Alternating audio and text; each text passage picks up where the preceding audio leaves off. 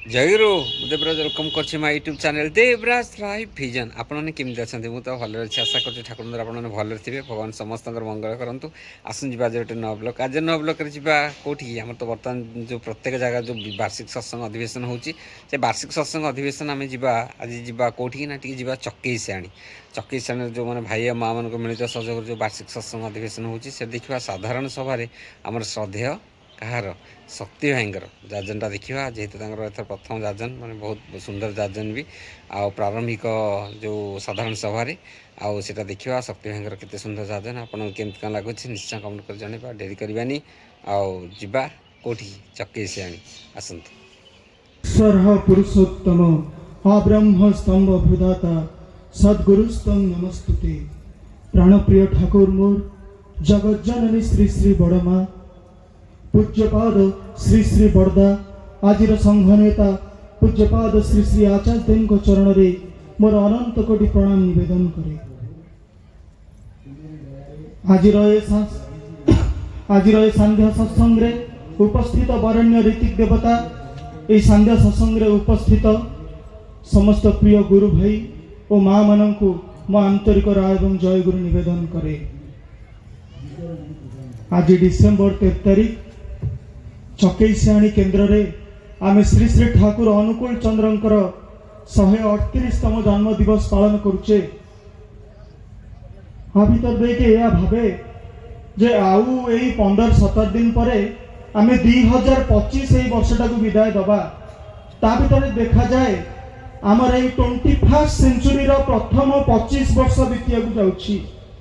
25 वर्ष भीतर जदि आमे देखू ताले आज आम पाखे को टेक्नोलोजी भी अभाव नहीं, शिक्षा क्षेत्र भी अभाव नहीं।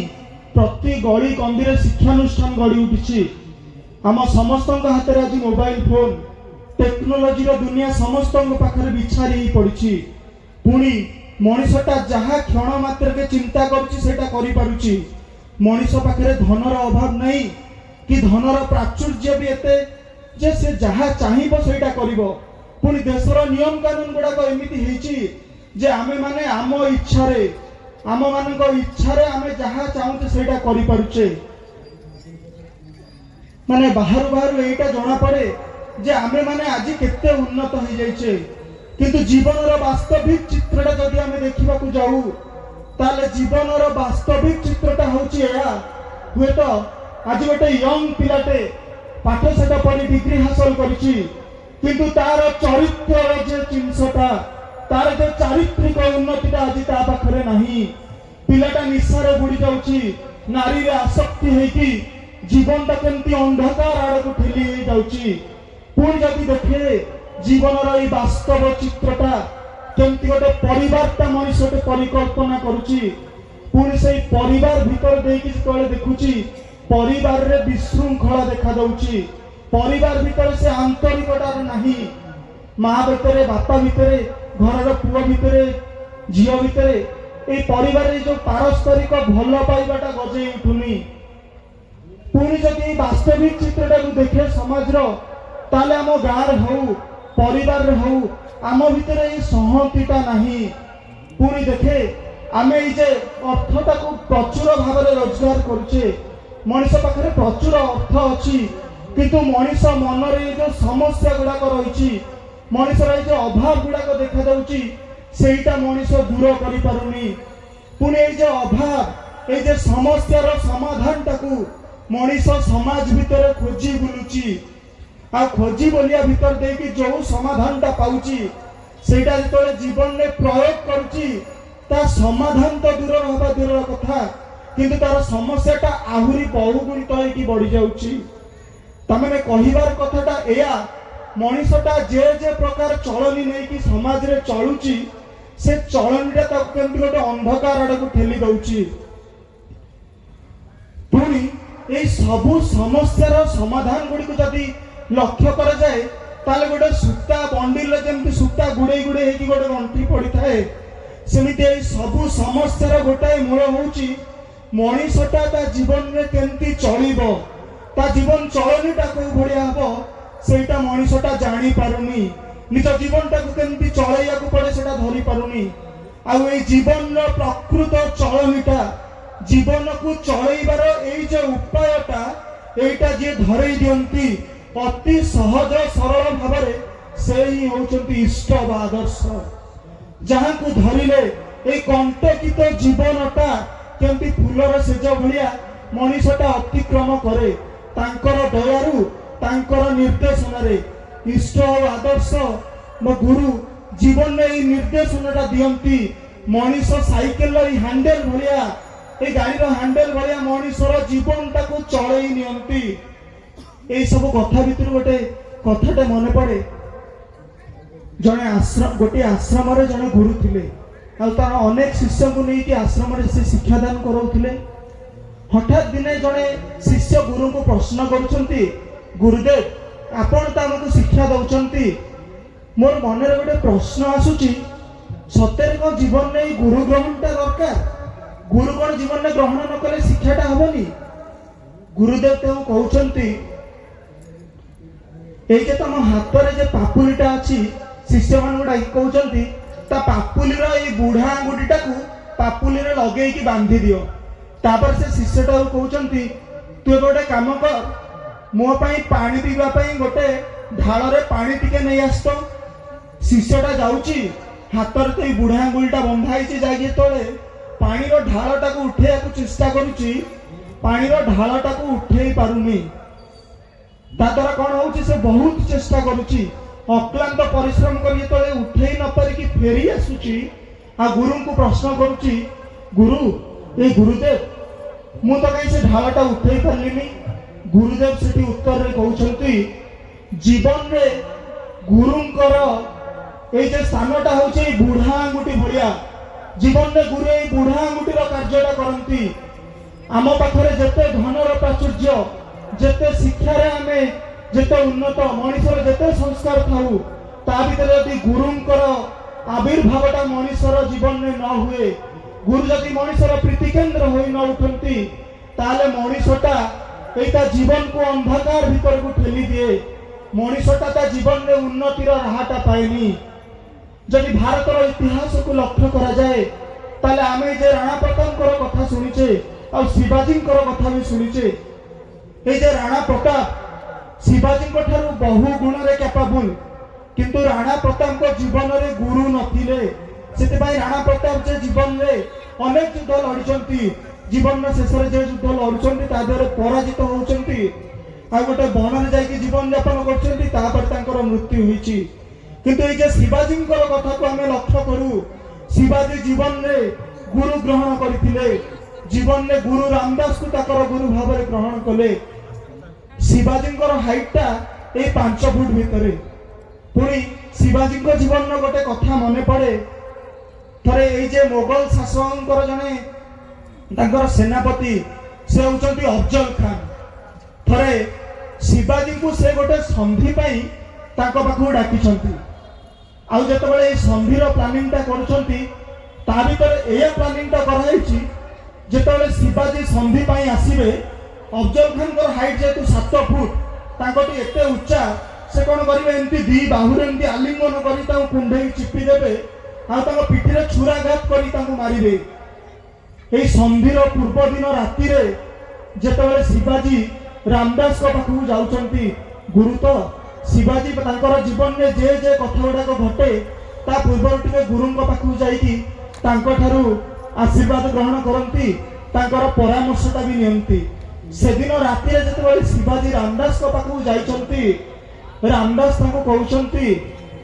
अरे जीवु जे किंतु हाथ में बाघ नखटा नहीं जीवु लुचेकी नहीं जीवु आउ स्टील आर्मरटा पिंधिकी जीवु कारण शत्रु को केबे विश्वास करा जाए ना तमने देखुचंती गुरु केमती त्रिकाल को देखि पारुचंती पुरी से अनुसार शिष्य को निर्देशटा दउचंती ता परदिन जेतेबेले शिवाजी तांकर अल्प किछि सैन्य को नेकी जाइचंती ठीक सही घटना ही घटुची शिवाजी को आलिंगन करचंती अफजल खान तांको एमती चिप्पिकी धरिचंती आ पिठीरे छुरीटा भी मारुचंती सेतेबेले देखुचन से छुरीटा पिठीरे भेद करूनी कारण स्टील आर्मरटा पिंचन तो आर्मर रे बाजिक छुरी पशुनी ସେତେବେଳେ ଶିବାଜୀ କଣ କରୁଛନ୍ତି, ହାତରେ ଏଇ ଯେ ବାଘ ନଖଟାକୁ ରଖୁଛନ୍ତି, ଏଇ ବାଘ ନଖରେ ତାଙ୍କ ପିଠିକୁ ଧରିକି ତାଙ୍କର ଶିରା ପ୍ରଶିରାକୁ ଫାଡ଼ି ଦଉଛନ୍ତି, ପୁରା ରକ୍ତପାତ ହଉଛି। ଅଫଜଲ ଖାନଙ୍କର ମୃତ୍ୟୁବରଣ କରୁଛନ୍ତି। ତାମାନେ ଦେଖନ୍ତୁ, ଜୀବନରେ ଗୁରୁ ଗ୍ରହଣ କଲେ ଜୀବନରେ ଏଇ ଯେ ମୃତ୍ୟୁ, ଏଇ ଯେ ଭୟ, এইগুড়াক ସବୁ ଗୁରୁ କେମିତି ଖଣ୍ଡନ କରନ୍ତି। ତା ଭିତରେ ଦେଇକି ଆମେ ଯେ ଆଜି ଶ୍ରୀ ଶ୍ରୀ ଠାକୁରଙ୍କର ଆଶ୍ରିତ ହେଇଛେ, ତାଙ୍କ ଦୀକ୍ଷା ନେଇଛେ, ଏଇ ଯେ ଠାକୁର ଖାଲି ଦେହରେ ଗୋଟେ ଧୋତି ଖଣ୍ଡେ ପିନ୍ଧିକି ବସିଛନ୍ତି, ତାଙ୍କର ଯେ କଥା ବର୍ଣ୍ଣନା କରି ତାକୁ ଶେଷ କରି ହୁଏ ନା। ଠାକୁରଙ୍କର ଗୋଟେ କଥା ମନେ ପଡେ, ଏଇ ଆମ ସମାଜର କଥା ସହିତ ଏଇ ସମୟରେ ଯେ ଘଟଣା ଘଟୁଛି ତା ସହିତ ପୁରା ଲିଙ୍କ। ବିଷ୍ଣୁ ବିଶ୍ୱାସ ବୋଲି ଜଣେ ଠାକୁରଙ୍କର ଭକ୍ତ ଥାନ୍ତି, ଦିନେ ଠାକୁରଙ୍କ ପାଖକୁ ଆସୁଛନ୍ତି।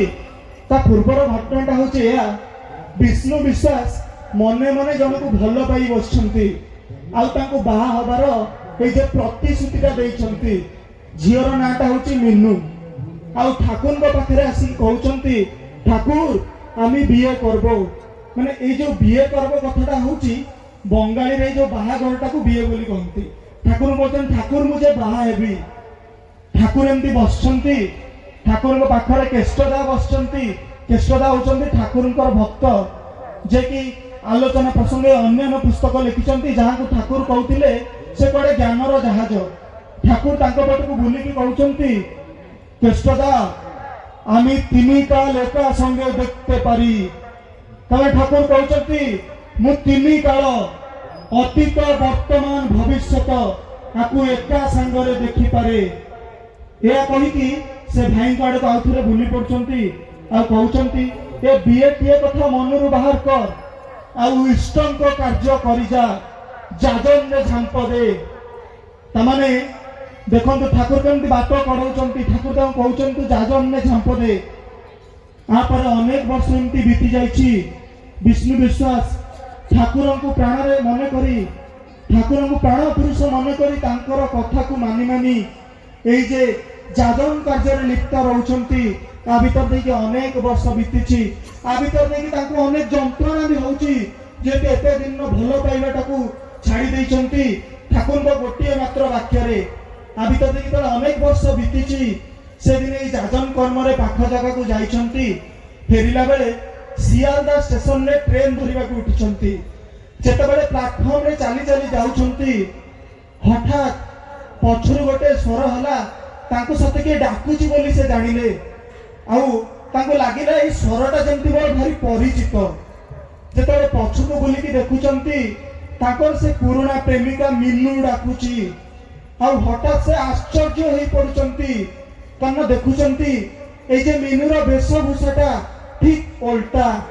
ଗୋଟେ ଧଳା ଶାଢୀ ପିନ୍ଧିଛି, ହାତରେ ଏଇ ଯେ ଚୁଡ଼ି ନାହିଁ, ଏଇ ଯେ ବିଧବାର ବେଶଟା ଧରିଛି, ପୁଣି କୋଳରେ ଗୋଟେ ଛୁଆଟା କାଖେଇକି ଅତି କେମିତି ଜରାଜୀର୍ଣ୍ଣ ଅବସ୍ଥାରେ ତାଙ୍କ ପାଖକୁ ଆସିକି ପହଞ୍ଚିଛି। ସେଠି ତାଙ୍କୁ କହୁଛନ୍ତି, ଆରେ ତୋର ଏ ଅବସ୍ଥା କେମିତି ହେଲା? ମିନୁ ତାଙ୍କୁ ଉତ୍ତର ଦଉଛି, ତୁମେ ତ ମତେ ବିବାହର ପ୍ରତିଶ୍ରୁତି ଦେଇଥିଲ, ଆଉ ଏଇ ଯେ ମତେ ବିବାହ କଲନି, ଆପରେ ଘରେ ମତେ ଗୋଟେ ଅଲଗା ପୁଅ ସହ ବିବାହ କରିଦେଲେ। ଆଉ ବିବାହର ଏଇ ଯେ ଗୋଟେ ବର୍ଷ ଭିତରେ ସ୍ୱାମୀ ଚାଲିଗଲେ, ଆଉ କୋଳରେ ଗୋଟେ ଛୁଆଟାକୁ ଦେଇଗଲେ। ଆଉ ଏଇ ଛୁଆଟାକୁ ଧରି ଯେହେତୁ ସ୍ୱାମୀ ଚାଲି ଯାଇଛନ୍ତି, ଶ୍ୱଶୁର ଘରେ ଅନେକ ନିର୍ଯାତନା ସହିକି ଆଜି ମୁଁ ଏଇ ଏଣେ ତେଣେ କାମ କରିକି ଏଇ ପେଟଟାକୁ ପୋଷୁଛି। ଏଇ କଥାଟା ଶୁଣିକି ହଠାତ୍ ବିଷ୍ଣୁ ବିଶ୍ୱାସଙ୍କର ମନରେ ଗୋଟେ ଚେତନା ଉଦୟ ହଉଛି। ଆଉ ସେ ଠାକୁରଙ୍କ ପାଖକୁ ଦୌଡ଼ି ଯାଉଛନ୍ତି। ଠାକୁରଙ୍କୁ ଯାଇକି ଜଣାଉଛନ୍ତି, ଠାକୁର ମୁଁ ଆଜି ମିନୁକୁ ଦେଖିଲି। ଠାକୁର ତ ଚତୁର ଚୂଡ଼ାମଣି, ସବୁ ଜାଣିପାରନ୍ତି। ପୁଣି ନ ଜାଣିଲା ଭଳିଆ ତାଙ୍କୁ ପଚାରୁଛନ୍ତି, ଆରେ କଣ ଦେଖିଲୁ? ମିନୁକୁ ଦେଖିଲୁ, କଣ ଦେଖିଲୁ? ସେଠୁ ବିଷ୍ଣୁ ବିଶ୍ୱାସ କହୁଛନ୍ତି, ଠାକୁର ଆଉ ମିନୁକୁ ଯେ ଦେଖିଲି, ତାର ବିଧବା ବେଶ, କୋଳରେ ଯେ ଗୋଟେ ଛୁଆ ଅଛି, ଯାହା ଯାହା ଦେଖିଲେ ସେ ବିଷୟଟାକୁ ଠାକୁରଙ୍କ ଆଗରେ ବର୍ଣ୍ଣନା କରୁଛନ୍ତି। ଆଉ ଠାକୁର ହଠାତ୍ ଗମ୍ଭୀର ହେଇକି କହୁଛନ୍ତି, ସେଇଥିପାଇଁ ତ ପରମ ପିତା ତା କପାଳରେ ତତେ ଲେଖିଲେନି। ତାମାନେ ଦେଖନ୍ତୁ, ସେ ଝିଅଟାର ବୈଧବ୍ୟ ଯୋଗ ଥିଲା। ଯାହାକୁ ବିବାହ କରିବ ସେ ପୁରୁଷଟାର ପ୍ରାଣ ହାନି ହବ। একথা কৌশি সাধারণ লোক জাঁপারেনি, কেবল ইষ্ট বা গুরু পরম পুরুষ হি এই তিন কালটাকে দেখি পারନ୍ତି, যে কথাটা ঠাকুর সেদিন কইଥିଲେ। দেখন্তু পুଣି যে এই কথাটারু আমি এয়া বুঝিବାକୁ চেষ্টা করু যে বিষ্ণু বিশ্বাস যে একাধারে ঠাকুরଙ୍କର ভক্ত, ইষ্টଙ୍କର ଗୋଟିଏ କଥାରେ ଏତେ ସବୁ ବୃତ୍ତି ପ୍ରବୃତ୍ତିକୁ ଛାଡ଼ିକି ଠାକୁରଙ୍କ କଥାଟା ମାନିକି ଚଳିଲେ, ତାମାନେ ତାଙ୍କର ଯେ ଇଷ୍ଟାନୁସରଣଟା କୋଉ ଭଳିଆ ରହିଛି, ତାଙ୍କର ଇଷ୍ଟାନୁସରଣ ଯୋଗୁଁ ସେ ବଞ୍ଚି ଗଲେ।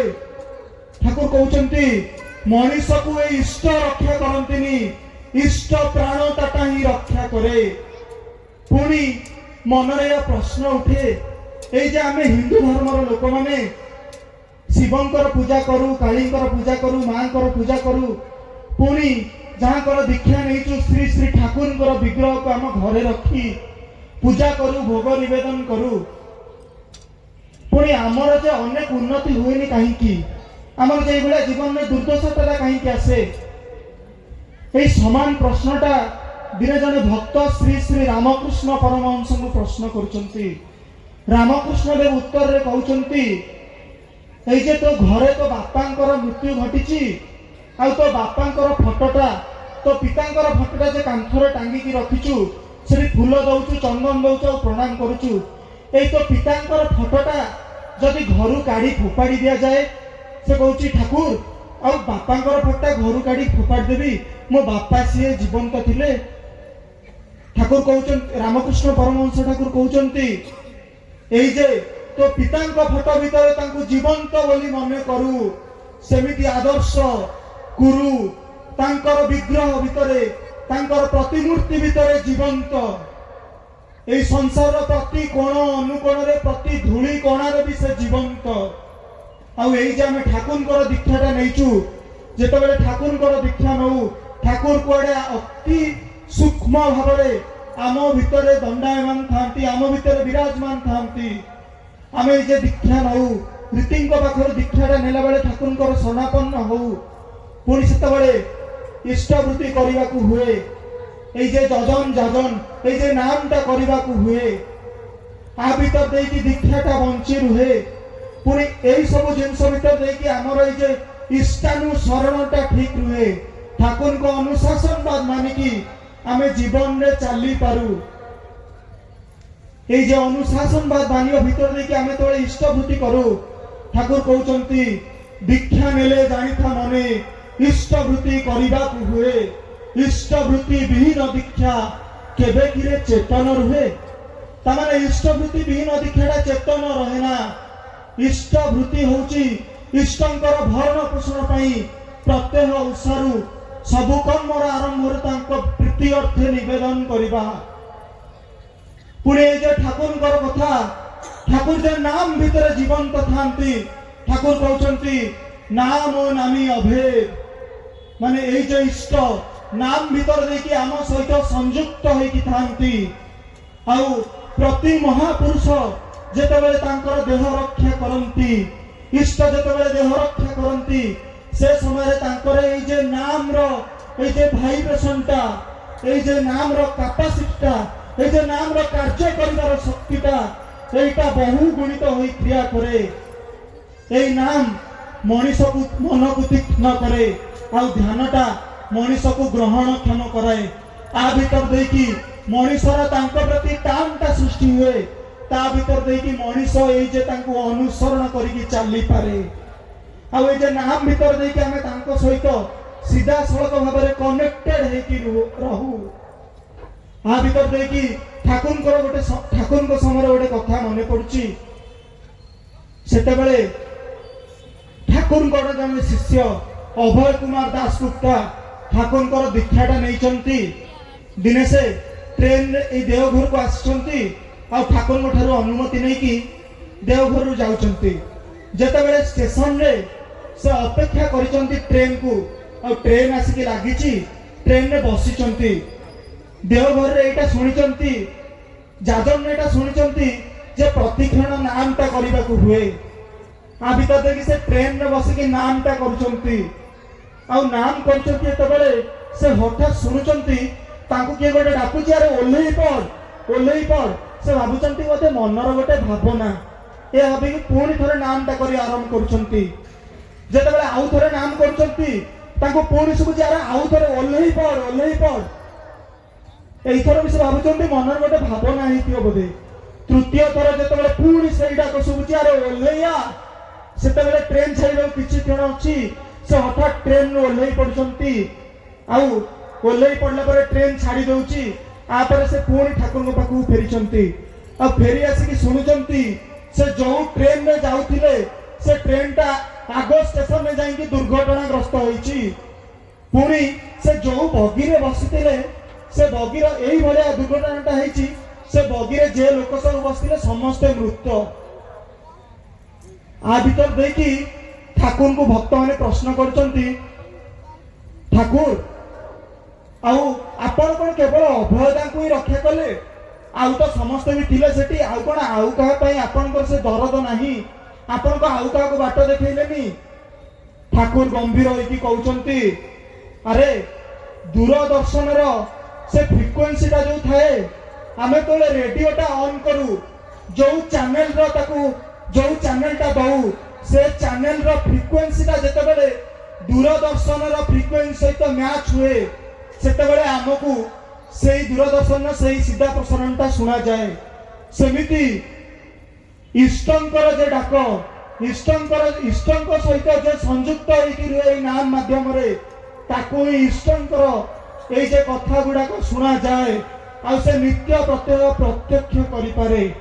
ଠାକୁର କହୁଛନ୍ତି ସେଦିନ ଏଇ ପରମ ପିତା ରକ୍ଷାର ଡାକଟା ସମସ୍ତଙ୍କୁ ଦେଇଥିଲେ, କିନ୍ତୁ ଯେ ତାଙ୍କ ସହିତ କନେକ୍ଟେଡ ହେଇକି ଥିଲା, ତାଙ୍କ ସହିତ ନାମରେ କନେକ୍ଟେଡ ହେଇକି ଥିଲା, ସେ ହିଁ ତାଙ୍କ ଡାକଟାକୁ ଶୁଣି ପାରିଲା। ଠାକୁରଙ୍କର ସତ୍ୟାନୁସରଣରେ ଯେ ବାଣୀ ଅଛି, ସତ୍ନାମ ମନନ କର, ସତ୍ସଙ୍ଗର ସଦ୍ଗୁରୁଙ୍କର ଶରଣାପନ୍ନ ହୁଅ, ସତ୍ନାମ ମନନ କର ଆଉ ସତ୍ସଙ୍ଗର ଆଶ୍ରୟ ଗ୍ରହଣ କର। ମୁଁ ନିଶ୍ଚୟ କରି କହୁଛି ତୁମର ଉନ୍ନୟନ ପାଇଁ ଆଉ ତୁମ ଭାବିବାକୁ ହେବ ନାହିଁ। এই যে ଠାକୁରଙ୍କର କଥା, ତାମାନେ ଏଇ ଯେ ମଣିଷର 16 ଅଣା ମନଟାକୁ ଇଷ୍ଟଙ୍କ ପାଖରେ ଦବାକୁ ପଡେ। ଏଇ ଶେଷ ଘଟଣାଟା କହିକି ବକ୍ତବ୍ୟ ସାଙ୍ଗ କରିବି। ରାମକୃଷ୍ଣ ଦେବ ଗୋଟେ କଥାମୃତରେ ଠାକୁର କହୁଛନ୍ତି, ରାମକୃଷ୍ଣ ଠାକୁର କହୁଛନ୍ତି ଏଇ ଯେ ଅବଧୂତଙ୍କର 24 ଗୁରୁ ଥିଲେ ତା ଭିତରୁ ଥିଲା ଜଣେ ମାଟେ। ସେ ମାଟେ ଢିଙ୍କି କୁଟୁଛି, ଏପଟେ କାଖରେ ଗୋଟେ ଛୁଆଟାକୁ ଧରିଛି ସ୍ତନ୍ୟପାନ କରଉଛି, ସେପଟେ ଗୋଟେ ବୁଲା ଭିକାରୀଟେ ତା ଦ୍ୱାରରେ ଆସିକି ପହଞ୍ଚିଛି, ତା ସହିତ ମୂଲ ଚାଲ ବି କରୁଛି। କିନ୍ତୁ ଆ ଭିତର ଦେଇକି ସେ ମାଟାର ଲକ୍ଷ୍ୟ ଅଛି ସେଇ ଢିଙ୍କି ପାଖରେ। ମଣିଷର ଏଇ ଯୋଉ ତାର 16 ଅଣା ମନରୁ ଏଇ 15 ଅଣା ମନଟା ସେ ଢିଙ୍କି ପାଖରେ ଅଛି। ଟିକେ ଯଦି ଏପଟ ସେପଟ ହୁଏ ଢିଙ୍କିରେ ହାତଟା ବାଜିଯିବ ଆଉ ହାତରେ ଯେ କ୍ଷତ ହବ। ତାମାନେ ଏଇଥିରୁ ଅବଧୂତଙ୍କର ଶିକ୍ଷାଟା ଥିଲା ଏଇଆ ଯେ ଆମର ଏଇ ଯେ 16 ଅଣା ମନରୁ এই 15 ଅଣା ମନଟା ଅତି କମରେ ଇଷ୍ଟଙ୍କ ପାଖରେ ଦବା, ତା ଭିତର ଦେଇକି ଇଷ୍ଟଙ୍କର ଏଇ ଯେ ଅନୁସରଣ କରିବାରେ ମଣିଷଟା ଆଉ ବିଚଳିତ ହବନି। ଏହା ହିଁ କଥା ଶେଷରେ ଠାକୁରଙ୍କର ସେଇ ବାଣୀ, ইষ্টে চেতন ব্যক্তিত্বটা মন্ত্রে চেতন মন, ইষ্ট ভৃতিরে দীক্ষা চেতন সেবারে চেতন ধন। মানে ইষ্টঙ্কর চেতন এই ব্যক্তিত্বটা হি গজেই উঠে। আর ঠাকুরଙ୍କୁ ধরিকি এই যে জীবনটা এই যে ভালো বাটরে পৌঁছিছি, এই যে উন্নতি মুখর হয়েছি, সেটা কেবল যে ইষ্টঙ্কর দীক্ষাটা নিয়ে দীক্ষাটা অনুপালন করে তা ভিতর ଦେଇକି এটা মর্মে মর্মে অনুভব করিপারে। এতিকি কহিবি ঠাকুরଙ୍କ কথা ତ ସମୁଦ୍ର ସଦୃଶ କଥାରୁ କେବଳ ଏଇ ବିନ୍ଦୁଏ ପାଣି ହିଁ କହି ହୁଏ। ଏତିକି ହିଁ କହିବି। ଜୟ ଗୁରୁ। ଆଜିର ବ୍ଲଗ ତମେ ଦେଖିଲେ କେମିତି ଚକେଇସାଣୀର ଭାଇମାନଙ୍କର ଯେଉଁ ମିଳିତ ସହଯୋଗ ଯେଉଁ ହୋଇଥିଲା ବାର୍ଷିକ ସତ୍ସଙ୍ଗ ଅଧିବେଶନ ସାଧାରଣ ସଭାରେ, କେମିତି ଆମର ସଦେହ ଶକ୍ତି ଭାଇଙ୍କର ବହୁତ ସୁନ୍ଦର ଆୟୋଜନ। ଆପଣମାନଙ୍କୁ କେମିତି କ'ଣ ଲାଗିଲା ନିଶ୍ଚୟ କମେଣ୍ଟ କରି ଜଣାଇବେ। ପୁଣି ଦେଖା ହେବ ଗୋଟେ ନୂଆ ପ୍ରକାର ରହୁଛି ଆପଣଙ୍କ ପ୍ରିୟ ଦେବରାଜ। ନମସ୍କାର, ଜୟ ଜଗନ୍ନାଥ, ଜୟ ଗୁରୁ।